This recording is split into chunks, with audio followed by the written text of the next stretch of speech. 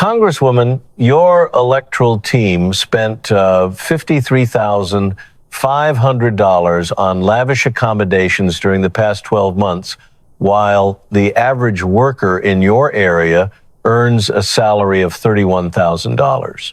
Kennedy hesitated momentarily, looking at her over the upper edge of his reading glasses. Can you explain to that voter why your hotel bills are greater than her entire yearly salary? The room became utterly quiet as Ocasio-Cortez reached her hand out for her drinking glass. She moved her arm halfway out before pulling it back to the table, holding on to nothing. That split second was the pivotal moment, more so than the question itself, the hand stopping before it could grasp the water. Kennedy turned over the next sheet of paper, having read from his files for 11 minutes before the glass incident, and continuing for another 11 minutes after. The nature of his speech stayed completely unchanged, with a steady pace, volume, and calm, systematic cadence that never faltered. It was the speaking style of a man who spent 5 terms as the state treasurer of Louisiana, monitoring other people's money and realizing over 17 years that the numbers should speak while the financial officer stays quiet. He had first opened the folder at 10:14 a.m., revealing a standard manila wrapper made of regular government paper, the kind seen in any federal office, and completely ignored until someone unseals it and reads in a way that suggests the contents will ruin someone's afternoon. Inside the wrapper rested 41 pages of financial records, payment logs, Federal Election Commission filings, and bank statements. Every individual sheet was annotated and underscored with handwritten remarks made by either Kennedy or a legal assistant and organized in the exact order he intended to show them. The arrangement was chronological because a clear timeline is the biggest enemy of anyone trying to spin a false story. The meeting was supposedly called to examine campaign finance transparency, which Ocasio-Cortez had agreed to attend. Actually, she had eagerly pursued this hearing since campaign finance reform was her signature political issue, her main crusade, and the topic she highlighted online more than any other throughout her 6 years as a public figure. She had delivered a 12-minute opening speech attacking dark money, corporate PACs, and the moral corruption of the political establishment. She spoke with the polished confidence of an individual who had given that identical speech or versions of it 400 times before. The audience members responded with the usual applause of spectators watching a performance they specifically came to see. Kennedy sat quietly during the whole 12 minutes without moving his fingers from his document or his glasses from his nose, looking like a diner waiting for a dish he already ordered and feels no rush to consume. When she concluded, the committee leader looked toward Kennedy and gave a nod, but Kennedy offered no introductory speech. He didn't thank the Congresswoman for attending, and he offered no compliments about her passion, eloquence, or commitment to changing the establishment. He merely opened his file to the initial page and stated, "I want to examine some monetary transfers." Back in 2017, Saikat Chakrabarty, serving as the Congresswoman's top aide, operated 2 PACs, Justice Democrats PAC and Brand New Congress PAC. From 2017 to 2018, these groups moved $885,000 into 2 LLCs, Brand New Congress LLC and Brand New Campaign LLC, both of which Chakrabarty directs. He flipped the page, continuing, an LLC is not required to report its expenditures to the FEC, meaning the moment money moves from a PAC into an LLC, it evades federal oversight and becomes opaque. He raised his eyes, not looking at the Congresswoman, but at the room and the television camera with its bright red indicator. Dark money, using the Congresswoman's exact phrase, not mine, he noted, glancing back at his papers. During this period, the Congresswoman sits on the board of Justice Democrats, PAC, the exact organization funding her campaign. Former FEC Chairman Brad Smith stated that this situation demands a rigorous investigation, while another past FEC official suggested it could result in massive fines and potential incarceration. He placed no special emphasis on the word incarceration, saying it just like he said every other word, as an objective fact instead of an accusation. The term carried its own weight, as he added, the Congresswoman's boyfriend, Riley Roberts, received $6,000 from brand new Congress PAC labeled as marketing consulting. Mr. Chakrabarty left the Congresswoman's office in late 2019, and the Congresswoman has never publicly explained the details of his departure. Kennedy paused, not for a theatrical effect, but to let the financial structure sink into the room's awareness. From a PAC to an LLC, and then to another LLC, with zero disclosure and zero scrutiny. A total of $885,000 had entered the system labeled as campaign donations and disappeared through an exit marked consulting, never to surface again. The person who built her entire public image on battling dark money oversaw, based on official records, the most complex hidden finance network of any freshman lawmaker in modern legislative history. Kennedy held back from explicitly stating this, as it wasn't needed. He merely read the money trails, letting the figures speak for themselves. Ocasio-Cortez leaned into her microphone, asserting, "Senator, those figures are misleading and have been thoroughly," but Kennedy continued with January 2018, completely brushing off her interruption. He turned the page like someone checking a utility bill, indifferent to the paper and only focused on the next charge. Ignoring her was deliberate. It is the most aggressive tactic a quiet-spoken person can use during a hearing. He treated his opponent's objection like simple background static. It was a dismissal executed with immense authority, not through debate, but merely by flipping a piece of paper. Over 14 months, Brand New Campaign LLC routed $127,000 to another entity, Bronx Forward Consulting LLC, for the stated purpose of digital strategy consulting. Bronx Forward Consulting is registered in Delaware at a virtual mailbox address, having no online footprint, no client list, no public work history, and zero staff members except its registered agent, who happens to be an associate of Mr. Roberts. He laid the document flat on the desk, aligning it perfectly with the preceding pages. 5 sheets now sat side by side, resembling a hand of playing cards laid out openly. The layout was precise, featuring parallel edges and uniform gaps, the instinctive habit of an individual who oversaw billions in state reserves and handled physical documents with the reverence they command when serving as evidence. Additionally, I possess electronic correspondence from Mr. Chakrabarty sent to the Congresswoman with a subject line stating, "Reporting structure, keep offline."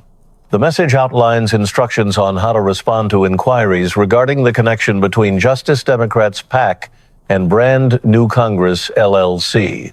He read the message's final sentence at a measured pace, separating each word as if ensuring every syllable was logged distinctly. "If anyone asks, you don't know me that well. We met at an event," he recited, before placing the paper down. The chamber absorbed those words like dry earth absorbs moisture, completely, grimly, and irreversibly. "You don't know me that well," written by the man commanding her PAC, her corporate entities, and her electoral bid, sent to the woman sitting on his board regarding a relationship they both recognized was real and both sought to conceal. Ocasio-Cortez opened her mouth, shut it, and then parted her lips again. Turning to those financial logs, page 7, Kennedy declared, advancing to the next document. He didn't hesitate when transitioning from the political committee data to the disbursement logs. He made no announcement of a fresh category or a divergent line of questioning. He shifted from one section to the adjacent one just as an auditor transitions between ledgers, because to an auditor, they aren't distinct subjects. They are the identical subject, which is capital acting as an unbroken current.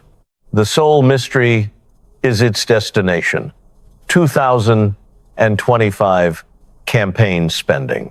Hotel Palacio Provincial in San Juan, Puerto Rico, with several visits adding up to around $4,000. He flipped the document, reciting Vidara Hotel and Spa in Las Vegas, $3,500 nightly, and moved to the next page. The Leo Kent Hotel in Tucson, an upscale boutique high-rise at $3,100 per night. Next sheet. Omakase dining in Manhattan, costing $150 per person for a 14-course tasting experience. Next page. Seafood dinners on the Vegas Strip, mixed drinks in San Juan billed at $20 apiece, and a facility booking at the exact arena where the Congresswoman viewed a Bad Bunny performance charged to the campaign as an event cost. He set the paper down and retrieved the following one. Aggregate luxury hotel spending in 2025, $53,500, using electoral capital provided by donors who assumed they were financing a crusade to advocate for the working class. He allowed the number to linger. $53,500 blown in a territory where the median earnings equal $31,000, an accommodation invoice that surpasses the yearly wages of the constituent it purportedly champions. He held back from making that direct contrast just yet. That would arrive momentarily. Kennedy was someone who grasped the importance of order. Continuing, the Congresswoman similarly executed a nationwide circuit in 2025 alongside Senator Sanders, titled Fighting Oligarchy.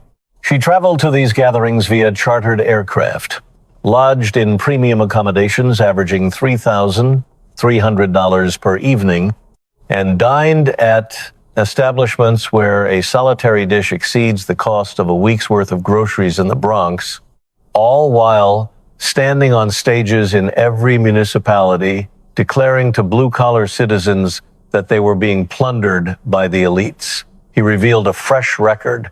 This constitutes an internal campaign message sent in March 2025 from a scheduling liaison to a transit coordinator, reading, "Can we secure a suite enhancement? Nothing under 4 stars." She is meticulous regarding thread count, and he rested it on the desk. And a subsequent message within the identical thread states, "Do not permit anyone to capture images of the hotel atrium." The chandelier conveys the incorrect narrative, positioning it next to the previous one. Now, 12 sheets covered the desk, 12 pages detailing capital flowing to destinations it ought not reach. When the individual authorizing the spending purports to advocate for those lacking such capital, the audience space remained hushed, though not from disbelief, since the figures were a matter of public record and the majority of those present had perused them before. The silence was of a different nature. It was the stillness of witnessing understood facts being verbalized chronologically within a federal chamber by a man reciting them like formal allegations, which, practically speaking, they were. Kennedy didn't stop for the crowd's reaction, advancing to the subsequent section. September 2021, the Met Gala, where admission is $35,000 per individual, and the Congresswoman dons a gown bearing the phrase, "Tax the rich." The bipartisan Congressional Ethics Committee subsequently determines she unlawfully received favors. Compensations to contractors are substantially postponed, with several completely uncompensated until the inquiry commences. The creator of the garment is coerced by the Congresswoman's personnel to decrease fees. Her partner is present as her marital spouse, despite the fact they are unwed and wouldn't be for another 12 months. And legal counsel falsifies his standing to bypass parliamentary gifting regulations. He selected one more sheet. The cosmetic stylist firm transmits a communication to the Congresswoman's bureau stating, "This marks the 3rd occasion we have been assured compensation is forthcoming. We operate a modest enterprise. We employ 4 individuals. We are unable to sustain this loss." And he settled the document on the desk, squaring it with the rest. 13 pages now formed a sequence extending across the refined timber like a transaction receipt for other people's wealth. Tax the Rich, displayed at a $35,000 gathering crafted by a creator pressured into reducing her rates. Prepared by a stylist who hesitated to submit a grievance because she lacked the funds to perform uncompensated labor for a legislator who claims to champion small enterprises. He took off his spectacles and wiped them with the pocket square from his jacket, moving unhurriedly in his customary behavior, a motion that anyone familiar with John Kennedy's operations in the Senate recognized was a tactical reload rather than a mere break. That covered the financial aspect completely, from political committees to corporate entities, from electoral funds to premium lodging, to raw fish dinners, to ornate lighting fixtures, to fabric quality, and to an unpaid stylist with 4 staff members ignored by the individual parading "Tax the Rich" on her attire. In the corridor beyond the doors, the Congresswoman's public relations director was engaged in a phone call. She wasn't talking, just absorbing information before inquiring what proportion of this exists within the FEC documentation. A hesitation followed, then a more extended hesitation, and finally a soft reply. All of it. At the desk, Ocasio-Cortez's writing instrument hadn't moved since the Chakrabarty correspondence was brought up. It rested upon her writing pad obliquely, the angle of an item abandoned mid-contemplation. Her preparatory files, color organized and assembled by a team of 11, rested completely undisturbed to her right. Not a single leaf had been flipped, serving as a testament to the gulf between the inquiry she had anticipated and the one she was actually experiencing. Up in the viewing area, a spectator holding a Tax the Rich canvas bag adjusted her posture. She didn't grab the bag or shove it beneath her seat. She merely ceased physical contact with it, reacting like someone refraining from touching an item they no longer wished to be linked to. Kennedy repositioned his spectacles, shut the current section, and accessed the subsequent one. The envelope contained 3 remaining categories, and the chamber could observe the density of the remaining material, visually measuring the volume of what was yet to be unveiled. That visual calculation was its own form of apprehension. Presently, I wish to examine terminology, he said, as his vocal tone shifted. It didn't increase in volume, but increased in geniality. The flat, judicial cadence that drove the fiscal segment relaxed into something more informal and regional, resembling the Kennedy the public recognized from broadcast snippets. The relatable, approachable Kennedy, though this geniality was ferrying something far more profound now. It was the warmth of a person preparing to articulate why a matter is significant, knowing that significance was destined to be painful. The Congresswoman possesses a talent for rhetoric, and I state that earnestly. She articulates with a lucidity and vigor that exceedingly few individuals in this institution command. So when she talks, millions of individuals, youthful individuals notably, pay attention, which represents a tangible reality carrying tangible obligations. He flipped a document. I wish to recount several of the statements those millions of individuals absorbed. He began to recite. March 2019, the Congresswoman presents an address at a CARE fundraising event and declares CARE was established following 9/11. However, CARE was established in 1994, 7 years prior to September 11th, making this not a mere misstatement, but a lack of basic knowledge. He turned the sheet. February 2019, the Congresswoman characterizes the Amazon HQ 2 incentive bundle as a $3 billion giveaway. This is objectively false, as the $3 billion represented anticipated tax income that Amazon would have produced, not a physical draft the municipality was issuing. One cannot distribute funds that haven't materialized, but one can forfeit 25,000 employment opportunities that very nearly did. He flipped the paper. June 2019, the Congresswoman categorizes national border holding centers as concentration camps. She employs the phrase, "never again," a phrase anchored to the Holocaust, forged in the remains of 6 million individuals, which survivors bore out of the enclosures within their flesh and their recollections. Transferring it to their descendants is both a caution and a trauma. He hesitated, not for theatrical reasons, but out of reverence for the gravity of the statements he was preparing to articulate. The United States Holocaust Memorial Museum released a declaration urging prominent individuals to abstain from co-opting Holocaust vocabulary for political analogies. The Auschwitz Memorial published a comparable plea. The Jewish Community Relations Council denounced the comments, and survivors, individuals who had physically resided in concentration camps and comprehended the true definition of the terms, pleaded with her to cease. He glanced upward. She did not cease.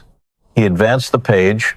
February 2026, at the Munich Security Conference, the Congresswoman stands atop a platform in Germany, the very nation where the Holocaust was engineered and carried out, and asserts that United States support to Israel has facilitated genocide. Danny Orbach, a Marshall Scholar at the Hebrew University of Jerusalem, who co-wrote an academically validated analysis evaluating global statutes, counters that the genocide allegation is, citing directly, inaccurate, both factually and legally. According to the Genocide Convention, genocide necessitates evidence of a distinct intent to eradicate a safeguarded population. He set the document down. Concentration camps and genocide are two of the most profoundly severe terms in human vocabulary, designating the most abhorrent acts humans have ever inflicted upon one another. Yet both were utilized by the Congresswoman and contested by the organizations, academics, and victims whose very existence imbued those terms with their severity. He advanced to the concluding citation, December 2024.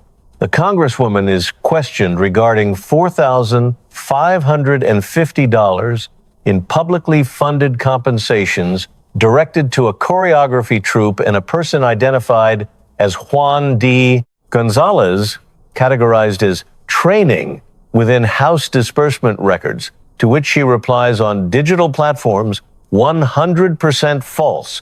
None of this involves taxpayer capital. This constitutes an FEC disclosure. He stared at Ocasio-Cortez. It did not constitute an FEC disclosure.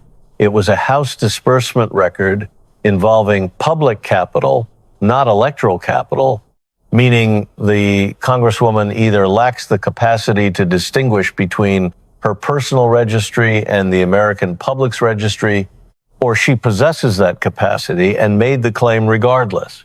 He shut the section and rested both palms flat against the folder. 5 declarations, 5 assertions, all entirely false, all presented with unyielding conviction, and all absorbed by millions of individuals who depend on the Congresswoman to be meticulous with reality because she demands everyone else be meticulous with reality. He paused, and when he resumed speaking, the geniality lingered, but an underlying sharpness had emerged, similar to how a waterway appears unchanged on the exterior while the undertow reverses course. In my region, a distinction exists between being incorrect and being aggressively incorrect. Everyone makes errors, myself included. I incorrectly predicted the climate this morning, abandoned my umbrella in my vehicle, and endured rain for 30 seconds, which I earned, and that exemplifies being incorrect. He tilted forward slightly, just sufficiently for the audio equipment to register the proximity shift. However, an alternative form of being incorrect exists, the variety accompanied by a broadcasting device, a massive audience, and a readiness to deploy the most extreme terminology imaginable: genocide, concentration camp, $3 billion giveaway, without verifying if the terminology aligns with the truth. That species of error is not mere negligence, because negligent individuals utter I believe, and I am uncertain. The Congresswoman never utters I am uncertain. She remains perpetually certain, exhibiting absolute conviction when she is accurate and when she is erroneous, and the fact that the certainty is identical in both scenarios constitutes the core issue, he reclined. Because when an individual projects absolute certainty regarding every topic, the populace that places faith in them cannot differentiate between the instances they are accurate and the instances they are mistaken. And the Congresswoman commands millions of youthful individuals who are encountering these terms for the initial time from her mouth, and they accept her words because she invariably projects the aura of someone who understands. Ocasio-Cortez leaned forward, her tone piercing and radiating the vitality of someone who had absorbed impacts for 20 minutes and finally discovered an opening.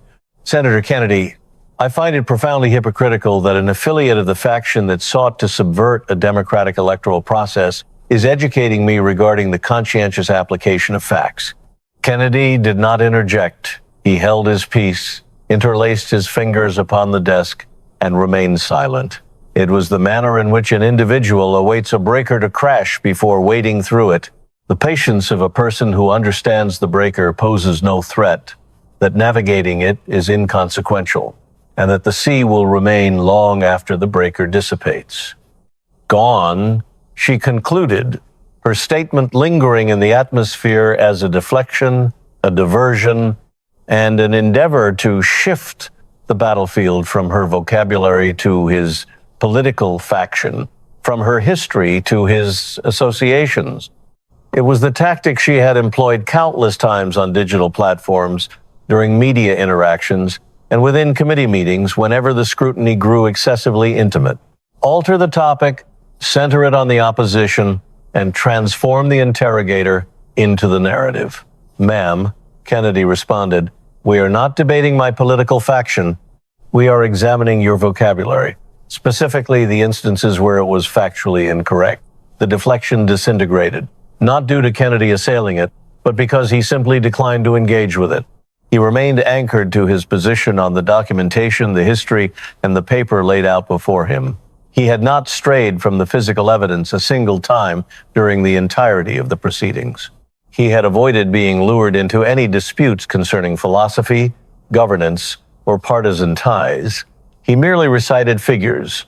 He recited excerpts and chronologies, and whenever Ocasio-Cortez attempted to broaden the dialogue outside the confines of the envelope, he politely rejected the expansion. It was the manner in which a person rejects a summons to a gathering they never planned to visit. Ocasio-Cortez's palms rested on the desk once more, assuming the identical posture they held at the commencement of the session, though the hands appeared distinct now, not casually rested, but anchored the hands of an individual bracing themselves in position because the alternative involves motion, and motion might betray an emotion. Up in the viewing gallery, a committee participant from Ocasio-Cortez's own political faction stared intensely at his glass of water. He wasn't consuming it, merely staring, the way a person fixates on an inanimate item when gazing at an individual would necessitate selecting an allegiance. Kennedy shut the envelope, marking the initial occasion it had been secured since he unsealed it 22 minutes prior, and the acoustic response parchment nesting against parchment traveled across the chamber, similarly to how a punctuation mark finalizes an exceedingly lengthy statement. 22 minutes of unbroken recitation, and this served as the conclusion. He slid the envelope to the perimeter, resting his palms on the pristine, document-free expanse that emerged once the presentation of proof concluded. He stared directly into the broadcast lens, ignoring Ocasio-Cortez, the panel, and the viewing gallery. He looked at the lens, aiming at the populace situated on the opposing end, the individuals in residential complexes, staff lounges, washaterias, transit shelters, and reception areas observing on their mobile devices because an acquaintance had forwarded a URL saying, "You must witness this." Those were the individuals he intended to address, not the physical chamber, but the nation situated beyond the optical glass. I wish to discuss the 14th district, he said, his vocal tone transforming again to something neither judicial nor informal. It became more subdued and profound, carrying the cadence of an individual who has completed tallying the capital and reciting the vocabulary, and is presently prepared to discuss the citizens who endure the ramifications of both. The Nonpartisan Center for Effective Lawmaking evaluated the Congresswoman at 230th out of 240 Democrats regarding legislative productivity. She proposed 21 statutes during her initial term, but 0 progressed past committee, 0 garnered a vote on the floor, and 0 transitioned into binding legislation, placing her at the absolute bottom among all 19 New York delegates. He didn't dwell upon the statistics, treating them as the base, not the structure. Those statistics signify something concrete.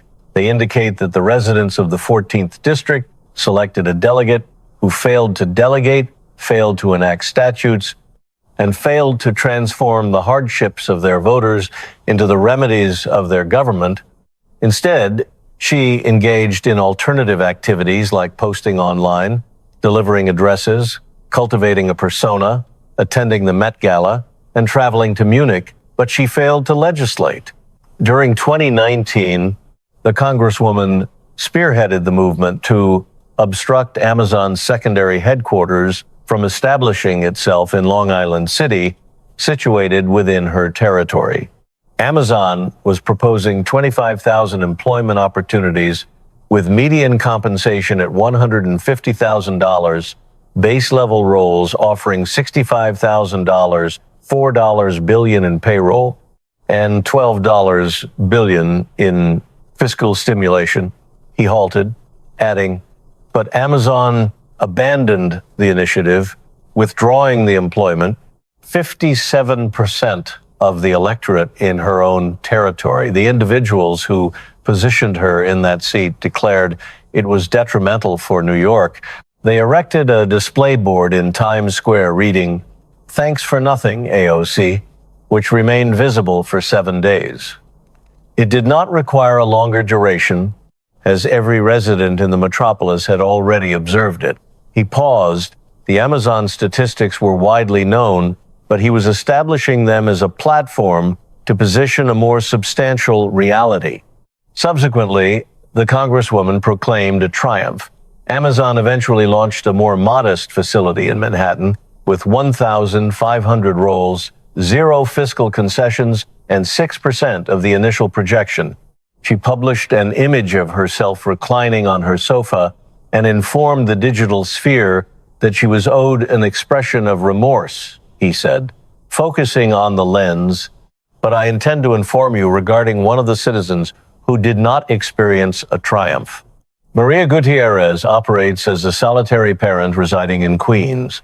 She has 2 offspring, Sophia, currently 14, and Miguel, currently 10, and she sanitizes commercial spaces in Manhattan. She boards 2 transit buses and a railway train every dawn. She has boarded those 2 transit buses and a railway train every dawn for as far back as Sophia's memory extends. She earns $31,000 annually. His tone remained unwavering and devoid of theatrical emotion.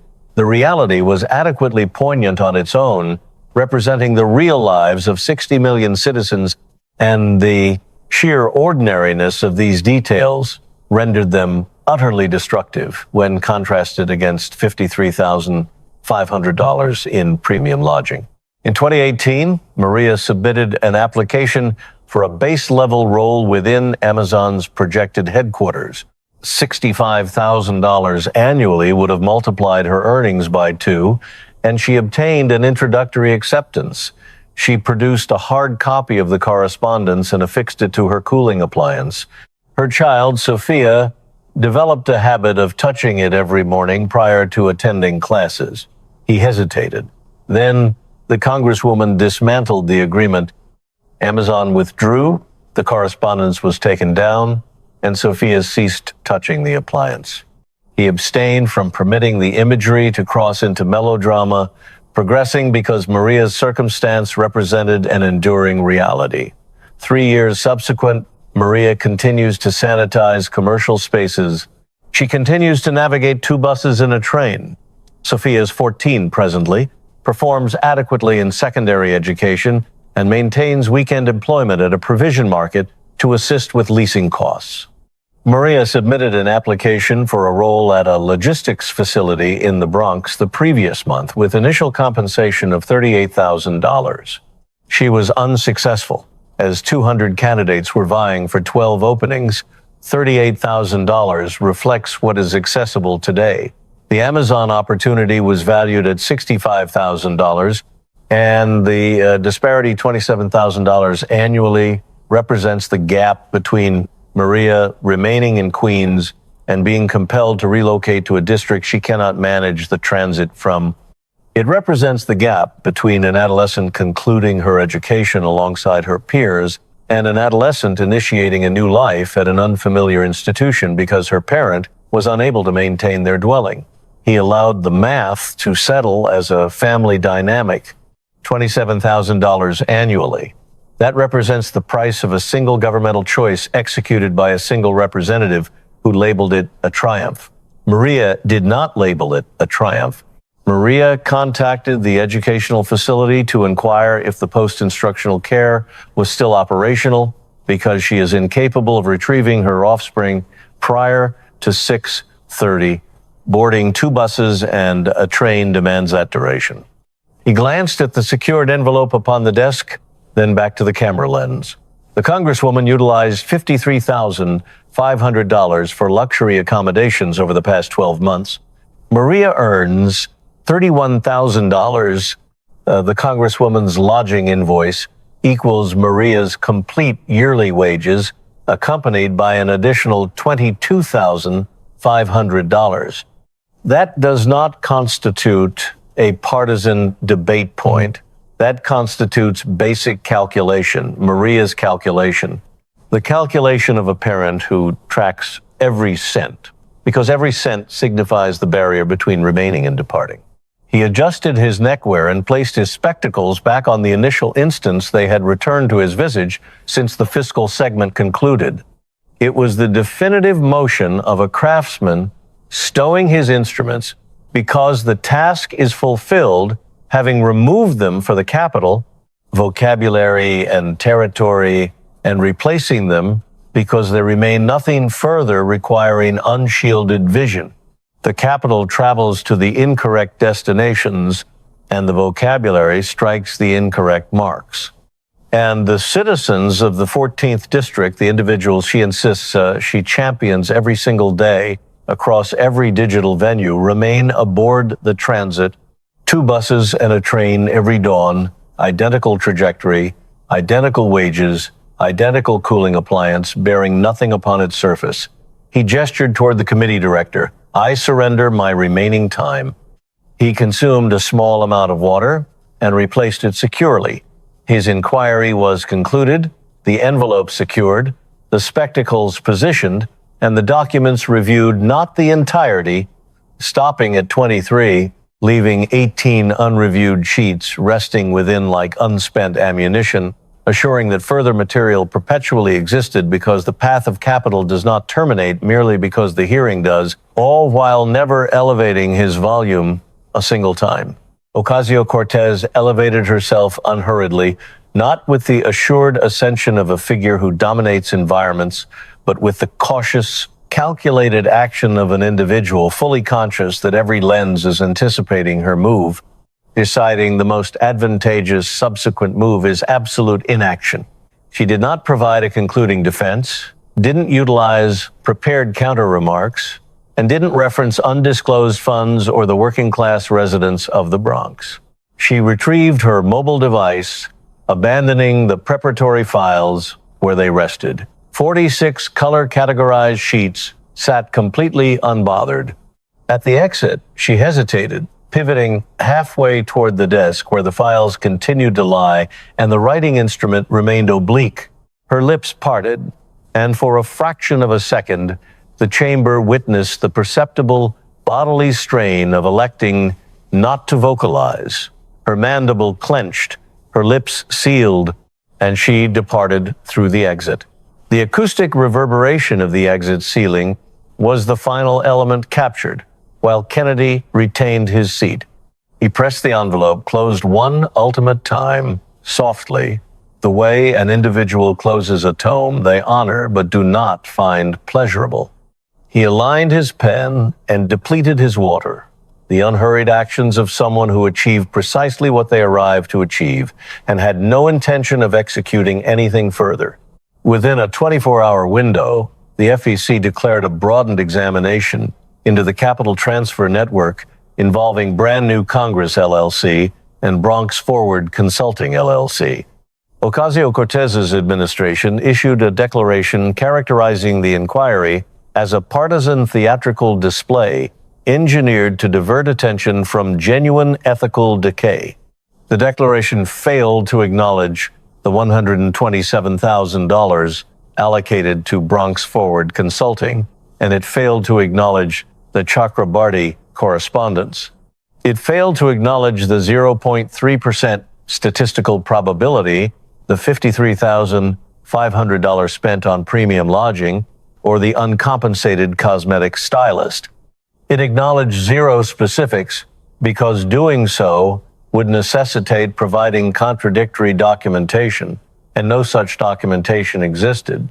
The phrase "number 2 buses and a train" dominated digital trends for 19 hours, and an individual replicated it onto a placard affixed to the entryway of the Congresswoman's local Bronx headquarters.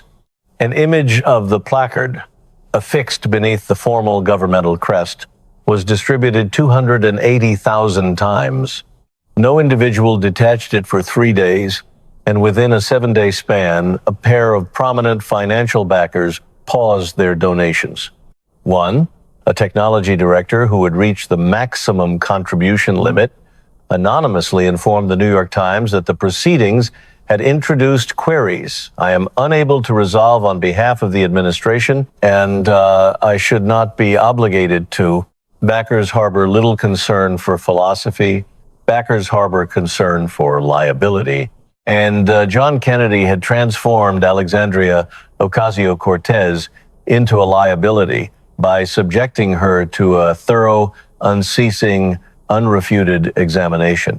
Surveys in New York's 14th district indicated her favorability had diminished by 9 percentage points, sufficient to register as significant, though not absolute ruin, yet adequately concerning to prevent her campaign managers from resting. 9 points in a territory as left-leaning as NY14 equated to 15 points anywhere else in the nation. It indicated the core supporters remained steadfast, but the peripheries were deteriorating. It indicated that the subsequent primary opponent would perceive an entryway rather than a barricade. The Wall Street Journal released an 1,800-word deep dive into Bronx Forward Consulting, LLC. The piece revealed the organization had secured compensations from 2 supplementary PAC-associated origins not discussed during the proceedings. It further revealed the registered agent had established and dissolved 3 additional LLCs in Delaware, none demonstrating evidence of actual commerce. The piece was printed on page 3 and became the most frequently accessed article on the publication's digital platform for 48 hours. Within 30 days, the Department of Justice initiated an introductory probe into the financial relay network spanning from the Political Action Committee to the corporate entities. Saikat Chakrabarty was issued a legal summons, secured legal representation, and abstained from posting on digital platforms. The quietude existing between an ex-chief of staff and an active congresswoman, 2 individuals who formerly shared an electronic message commanding "keep offline," represented the exact variety of quietude that legal investigators monitor with extreme focus. Ocasio-Cortez canceled 3 scheduled broadcast interviews, justifying it as itinerary modifications. Kennedy featured on a Fox News program the subsequent Tuesday, and the anchor questioned him regarding the Congresswoman. Kennedy shifted his spectacles, the subtle, methodical action millions now identified. The action signifying he had formulated his brief response I hope Maria secures the subsequent position, he stated, and the broadcast progressed.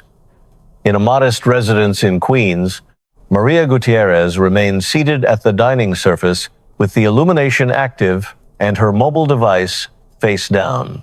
Sophia was completing educational assignments regarding cellular reproduction at the opposite side. The variety of concentration necessitating tranquility and a writing implement that hasn't been bitten down excessively. The cooling appliance resonated in the background, displaying the area where the Amazon correspondents had resided, an area that exhibited a lighter shade than the surrounding pigment. The blemish of an item detached remained visible 3 years removed. One might assume the shading would have normalized, but it had not. Sophia lifted her gaze. Mother, the elderly gentleman, was featured on the broadcast again. Maria did not lift her gaze. Which elderly gentleman? The one possessing the dialect from previously. Maria deposited her mobile device onto the surface. She avoided viewing governmental proceedings. She labored, sanitized commercial spaces, navigated 2 transit buses and a railway train, returned, prepared the evening meal, assisted with educational assignments, rested, and repeated the cycle. Because that represents the routine individuals endure when the framework they inhabit lacks an accommodation for their specific circumstances. However, her sibling, a colleague, and a patron at the washateria had mentioned, "He referenced you once more," not utilizing her identity, but regarding an individual who navigates 2 buses and a train, regarding correspondence affixed to an appliance detached 36 months prior, regarding the gap separating $31,000 and $53,500, which represents the gap separating a livelihood and a lodging invoice. "He recollected us, Mother," Sophia stated, observing a 15-second visual snippet featuring an elderly gentleman wearing spectacles reciting figures inside a chamber she would never physically enter. The snippet possessed 2.3 million views and would accumulate 4 million by dawn. Maria gazed at the cooling appliance's illuminated patch, the patch where the bonding agent had extracted a delicate stratum of the exterior, leaving a quadrilateral of unblemished hue. The phantom of a record no longer present within a residence she might lack the funds to maintain. "Indeed," she replied, "he did," refraining from expressing that recollection does not equate to resolution. A legislator wielding an envelope does not constitute an offer of employment. A popular digital tag does not compensate for the lease. 2 transit buses and a railway train remain exactly that the following morning at 4:30 a.m. and the morning succeeding that, and every subsequent morning until a variable shifts. However, an individual had articulated it within a chamber equipped with lenses, armed with the figures, positioning her wages parallel to the lodging invoice, and the individual whose duty it was to advocate for her had lacked the capacity to respond. That sufficed for the current day as Sophia returned to her studies and Maria returned to the tranquility. The cooling appliance resonated and the illuminated patch remained illuminated. Beyond the glass, Queens persisted in functioning as Queens. The congestion, the illumination, and the transit vehicles destined to arrive at 4:47 a.m., regardless of whether anyone stood prepared for their arrival. Some realities do not even require a vote.